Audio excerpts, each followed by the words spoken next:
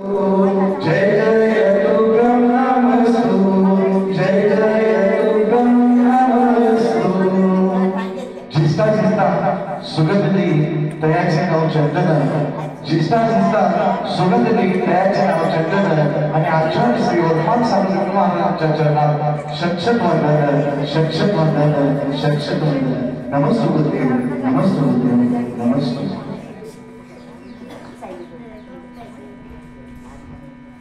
हे गुरुदेव आज आमच्या या वसलेल्या कैलीमध्ये तुमचं येऊन 3 दिवस झालं। आज या दीक्षा दिवसानिमित्त दिगंबर सेन समाज वसले सर्व सावक साविका दोन्ही पंडित यांच्याकडून आपण निवेदन करतो की आपलं प्रवचन करून आपणाला दूध गावलं। नमस्ते गुरुदेव नमस्ते गुरुदेव नमस्ते। हाथ जोड़िए। धर्म सर्व सुखा करो हित करो धर्मं बुधाशिन्मते धर्मे नैव समाप्यते शिव सुखं धर्माय तस्मै नमः।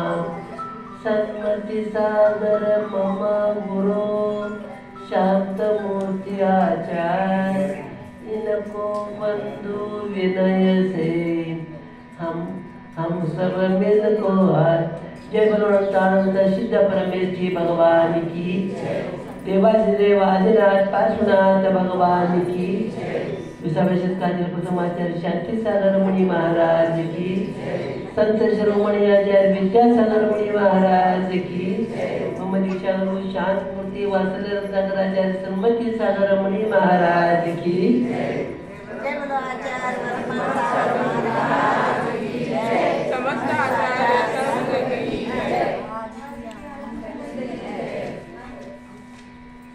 असे कार्यक्रम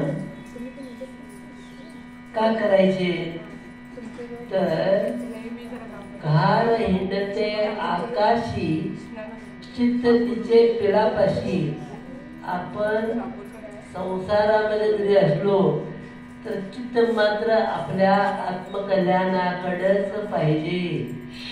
आजपर्यंत या संसारामध्ये जे केलो नाही ते आपण या निमित्तानं करण्याचा प्रयत्न करायचा आहे। यासाठी काय करायला पाहिजे तर आम्ही कोणाला दीक्षा दिलो याचा अर्थ ज्यानं त्यानं आपलं स्वतःच कल्याण करून घ्यायचं आहे। दुसरं कोणतं कल्याण करून करतोय असं आपलं कल्पना जर असेल तर आदिनाथ तीर्थंकरांचा जो नातू जो मरीची होता त्याचं वशिला लावून त्यांनी कल्याण काय केलं नाही सांगा। तर यासाठी आपलं आत्मकल्याण आपणच करून घ्यायचं आहे। केवळ निमित्ताने आहे। कोणतीही गोष्ट निमित्तानंच होते असं नाही पण निमित्ताशिवाय पण होत नाही। प्रत्येकाच्या मध्ये उपादान शक्ती जितकी आहे उपादान शक्ती म्हणजे त्यामध्ये जसं एखादा आंबा आहे आंब्यामध्ये गोडत्व किंवा त्याची क्वालिटी आपण जे ठरवतो ती उपादान शक्ती आहे आणि ती उपादान शक्ती प्रत्येकाच्या मध्ये आहेच फक्त त्याचा आपण उपयोग करून घेत नाही। यासाठी काय करायला पाहिजे यासाठी अनेकांत वाद आपण समजावून जर घेतलं तर आपल्या मनात जे कशा भाव आहे क्रोध मान माया लोभ हे कशा आपल्या निश्चितपणे कमी होतात आणि यासाठी धर्म निमित्त आहे अनेकांतवाद निमित्त आहे।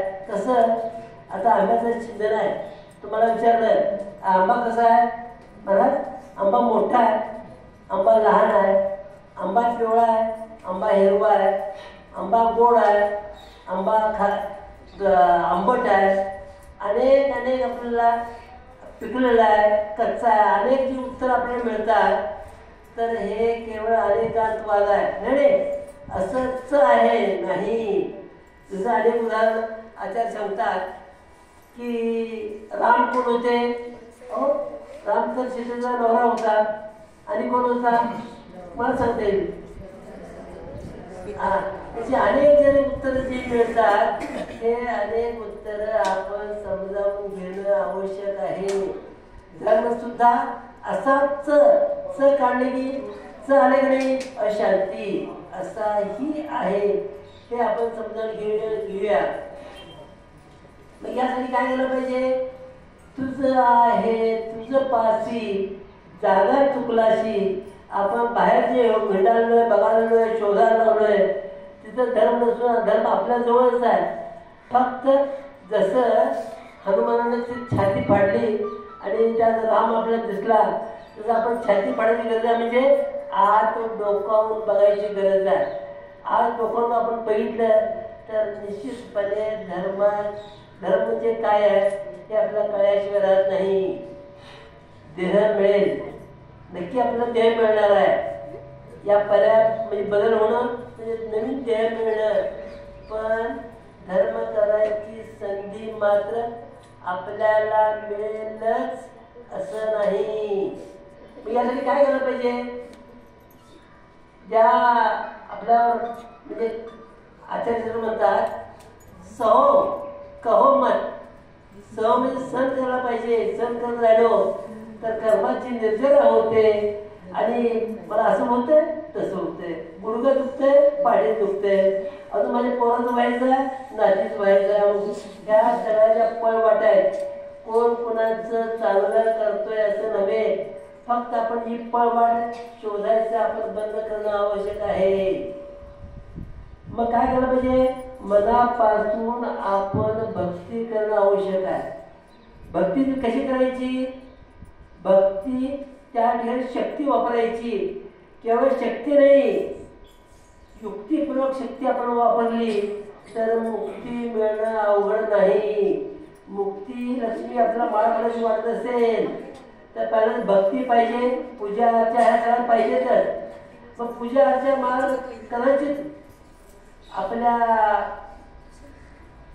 निराळा थोडस पंथ व्यामोहामुळं आपण असंच पूजा तसंच पूजा करत बसलोय. पण त्यावेळी आपण हे विचार केला नाही की माझे कशा कमी होतील. जर आपले कशा कमी करण्याकडे आपले जर भाव असतील तर मुक्ती मात्र दूर नाही. त्यासाठी काय केलं पाहिजे? शब्दाचा अनर्थ करायला नको आहे. म्हणजे काय करायचं? उदाहरण सांगितलं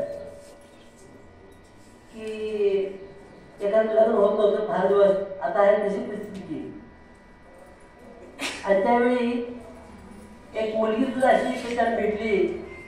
माझं सांगणारा मी जे सांगेन तसं ऐकणारा नवरा पाहिजे तर मी लग्न करणार. दोघांचं बी लग्नाचं वय ओरडून गेलं होतं आणि योगायोगानं त्या मुलाला कोण मुलगी देत होते. दोघांचं लग्न झालं.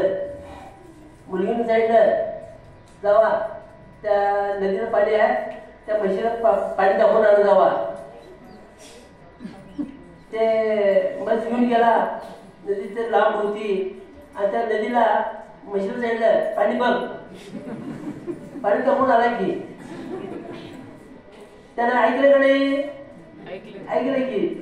पण कितपत ऐकायचं काय ऐकायचं तसं आपण केवळ असंच म्हणजे धर्म नसून धर्म असाही आहे म्हणलं त्यात प्रगती शांती सगळं आपलं आहे. म्हणून भगवंतानो आपल्याला या 3 लोकांमध्ये जी जी पदं मिळाल्यात त्या कोणत्या पद आपण भोगले जाणार?